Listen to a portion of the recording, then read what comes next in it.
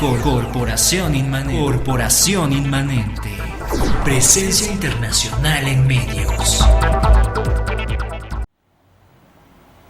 Gracias amigos por continuar con nosotros y sobre todo gracias a nuestros amigos que nos apoyan en cabina como cada semana. Gracias a nuestro amigo David Méndez y a nuestro amigo Fernando Espinosa porque como cada semana ellos nos apoyan para que este programa llegue a todos ustedes. Muy bien, estamos hablando acerca de cómo llevar lo divino a nuestras vidas. Veíamos ya la diferencia entre lo sagrado y lo profano. Hemos visto lo que es tomar conciencia acerca de lo divino.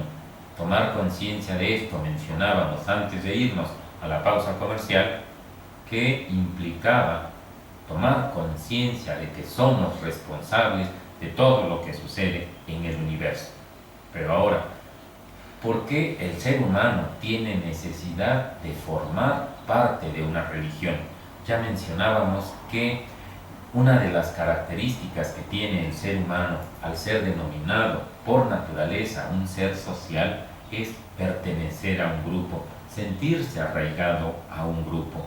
De ahí que ese sentido de pertenencia es manipulado en todas las religiones a grado tal que se desarrollan, se desatan las guerras religiosas. ¿Por qué razón? Porque se plantea la idea de que mi verdad, mi religión es la verdadera y que tiene que vencer a los demás. Curiosamente, para empezar a hacer la diferencia entre lo sagrado y lo profano, los líderes religiosos, en la mayoría de sus casos, llevan una relación cordial, pero los que se agarran la guerra son en realidad los practicantes, los creyentes que caen por ignorancia en el fanatismo. Entonces, vean aquí la gran diferencia. Un ser que se sabe espiritual acepta y valora otros puntos de vista. Una persona que por su ignorancia entra en esos estados que llamamos de fanatismo, cae completamente en lo profano, haciendo de una religión un pretexto para poder integrarse a un grupo social y anteponer su verdad a las verdades de otros. Ahora, debemos entender también la diferencia que hay entre religión y espiritualidad. La mayoría de la gente, para sentirse espiritual, acude a una religión. Hace algunos meses, en este programa, tocamos ese punto. Si les interesa ahondar más entre la diferencia que hay entre la religión y la espiritualidad, les sugerimos que busquen, que consulten en todos los programas que ya tenemos y pueden checar. El nombre del programa se llama Religión y Espiritualidad. Muy bien, ¿cuál es la diferencia entre religión y espiritualidad? La religión, antes que nada, es una institución y como tal tiene ciertos intereses. Una característica que tiene una religión es que, en primer lugar, está creada en un momento específico de la historia humana y responde a la necesidad de construir un nuevo esquema. Por ejemplo, cuando Buda aparece, es el momento en que la sociedad de castas del hinduismo ya está en un estado de decadencia, a tal grado que las castas están tan marcadas que las personas, por el hecho de nacer en una casta, ya no pueden ni subir ni bajar. Aunque el rey sea el más negativo, siempre será rey. Y aunque el intocable, los más bajos, tengan la capacidad de hacer cosas maravillosas, siempre estará condenado. Entonces, bajo este precepto surge Buda rompiendo con esta tradición. Plantea que el hombre, como dice el Dhammapada, una colección de textos, de enseñanzas de Buda, dice: noble no es aquel que se viste con piel de antílope, noble es aquel que le tiende la mano a quien más lo necesita. Desde ahí estamos ya entendiendo una propuesta completamente diferente. Pero por supuesto, al ser esto una parte que va contra los intereses de los grupos de poder, empiezan a atacar esa visión a grado tal que esta nueva forma de vida, esta nueva cosmovisión va a ir poco a poco labrando su propio camino. Lo mismo sucede, por ejemplo, en el proceso de la religión católica. Históricamente se da cuando el Imperio Romano está expandiéndose a través de la guerra. Viene Jesucristo a plantear la historia de que se vence a través del amor, trabaja a través de un proceso de amor.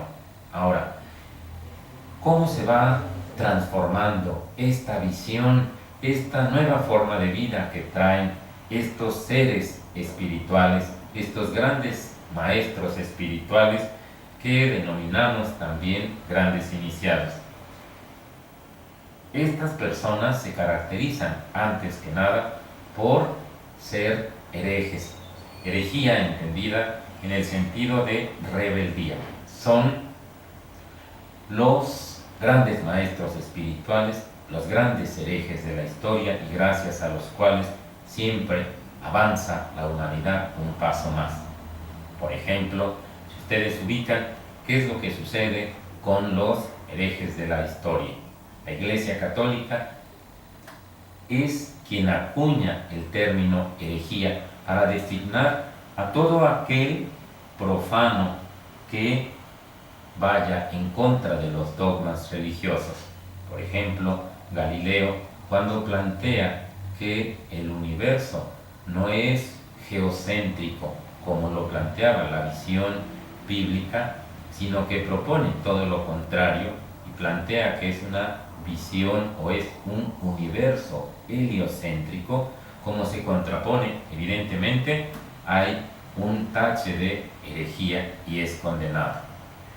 Cuando nosotros analizamos todo este proceso de herejía, cuando nosotros ubicamos que los grandes seres espirituales han sido los más herejes y que gracias a los herejes, a los que se atreven a pensar de una manera distinta, de una manera diferente, a proponer nuevas alternativas, eso es lo espiritual.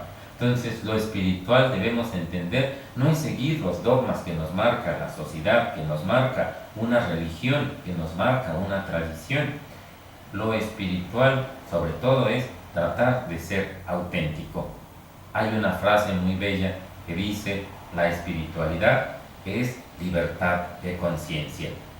De ahí que sea necesario que nosotros tomemos conciencia sobre cuáles son los condicionamientos, los parámetros en los que estamos sumergidos, a los que estamos sometidos, para poder plantear nuevas formas de vida, para que nosotros nos permitamos ser auténticos.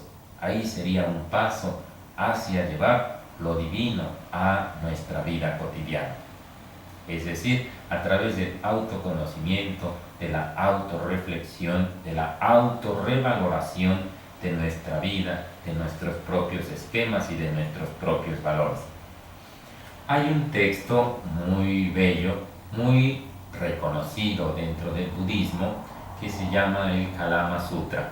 En el Kalama Sutra se cuenta la historia del maestro Buda cuando llega a una comunidad denominada Kalamas.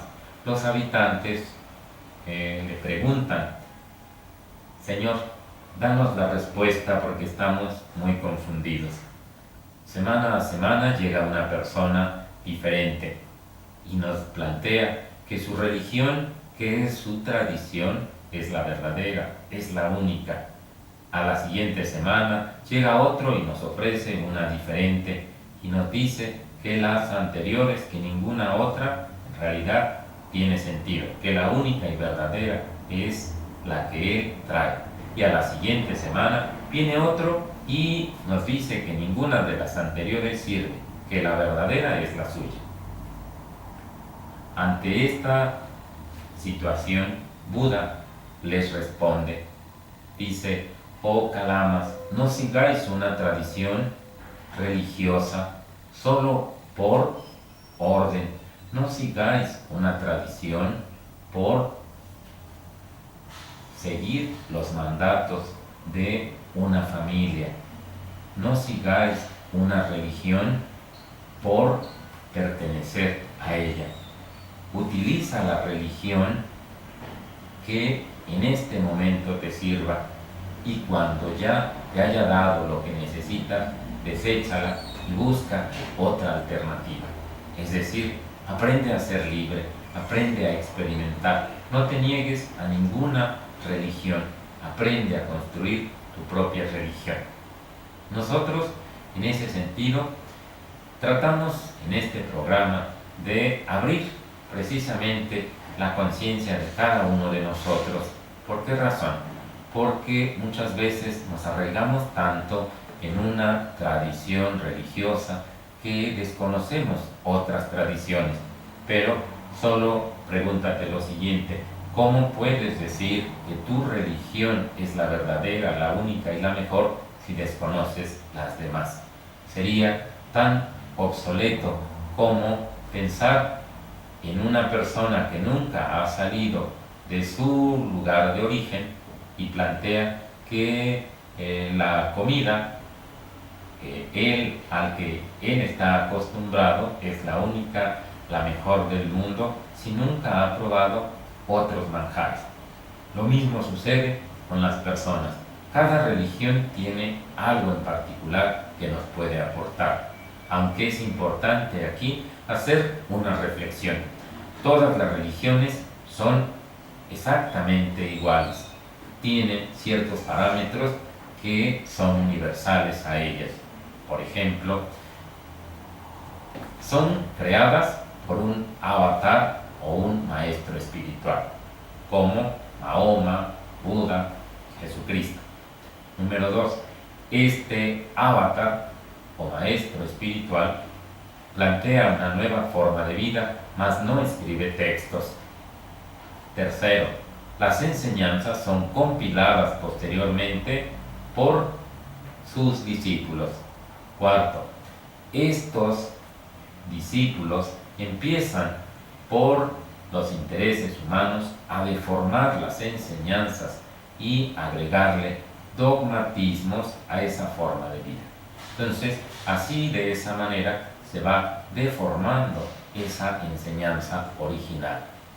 Entonces, esto nos habla perfectamente de que en realidad lo que necesitamos hacer es tomar conciencia de todo este proceso. Muy bien, amigos, vamos terminando nuestro programa. Esperamos que haya sido de su agrado, esperamos que nos dé pauta a una reflexión constante y esperamos que estén con nosotros la próxima semana. Corporación Inmanente. Presencia internacional en medios.